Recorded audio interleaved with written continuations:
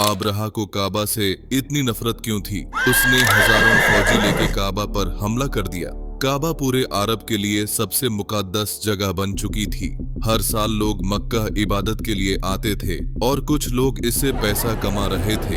Abraha को ये बात बिल्कुल पसंद नहीं आई। ये छोटे मक्का वाले ना किसी बादशाह के अंडर थे, न किसी हुकूमत के, फिर भी पूरे अरब का सेंटर बन गए। हमले से पहले उसने अपनी रजा यमन के कैपिटल सना में एक बड़ा और शानदार चर्च बनवाया। उसका प्लान था कि लोग काबा को छोड़कर वहां आए, लेकिन यह प्लान फेल हो गया। अबरहा के पास सिर्फ एक ही रास्ता बचा, काबा को गिराना। अबरहा किसी रॉयल फैमिली में पैदा नहीं हुआ था। वो रोमन एम्पायर के एक छोटे शहर के बिजनेसमैन का गुलाम था। असल मसला यह था कि येमन और हबशा के बीच अरसे से लड़ाई चल रही थी। येमन में जूस डोमिनेट करते थे, हबशा में क्रिश्चियंस रहते थे। पहले जूस ने हमला किया और क्रिश्चियन इलाकों में तबाही मचाई। रोमन एम्पायर को गुस्सा आया।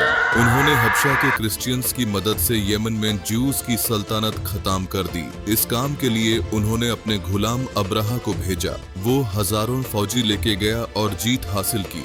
जीत के बाद अबरहा का राज और ताकत बढ़ गया। उसने येमन को हबशा से अलग कर दिया। बसरा के बादशाह को ये पसंद नहीं आया और उसने फौज भेजी, लेकिन अबरहा के खिलाफ फौज ने अपने ही जनरल को मारकर अबरहा के सामने पेश कर दिया।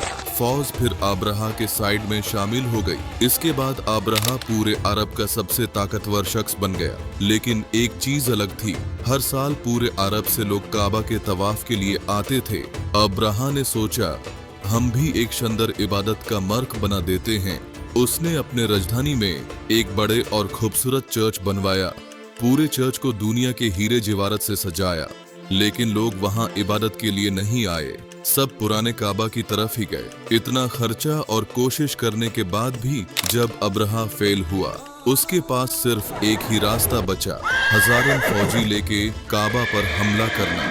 लूटपाट के बाद अबरहा मक्का पहुंचा। उसने कुरैश के चीफ को बुलाया। अब्दुल मुत्तालिब ने कहा, आपने मेरे कुछ ऊंट ले लिए हैं, वापस करो। अबरहा ने हंस कर कहा, मुझे लगा तुम बहुत बहादुर हो, पर तुम सिर्फ अपने ऊंटों की सोच रहे हो। अब्दुल मुत्तालिब ने कहा, मैं सिर्फ अपने ऊंटों का मालिक हूँ, इस घर का मालिक अल्लाह। और इतना बता दूं, आज तक कोई इस घर को नुकसान नहीं पहुंचा पाया। अगला दिन अबरहा ने हमले का हुक्म दिया, लेकिन हाथी रुक गया और बहुत कोशिश के बाद भी नहीं हिला।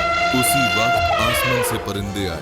हर एक के मुंह में पत्थर था। ये परिंदे पहले कभी नहीं देखे गए और ना उस दिन के बाद। पत्थर अबरहा की फौज के लोगों को मार रहे थे। हिस्टोरियंस कहते हैं ये एक्सट्रीम डिजीज जैसी थी। जैसे ही पत्थर उनके जिस्म को लगता, लोग मर जाते और कुछ लोगों की हड्डी तक दिख जाती। इस हालत में फौज वापस भागी। अबरहा की फौज बर्बाद हो गई। मक्का के कुरैश की जीत पूरे अरब में फैल गई। कुरैश नए लीडर्स के तौर पर सामने आए। इस वाकया के बाद पूरे अरब से लाखों लोग काबा के तवाफ के लिए आने लगे। मक्का में हर साल ओकस का बड़ा मेला लगने लगा। मक्का वालों की दौलत डबल ट्रिपल हो गई। लेकिन इसी साल एक दिन ईरान के सबसे बड़े टेंपल में जो सालों से जल रही थी, वो बुझ गई। और उसी दिन मक्का में एक यतीम बच्चा पैदा हुआ जिसका नाम था मोहम्मद।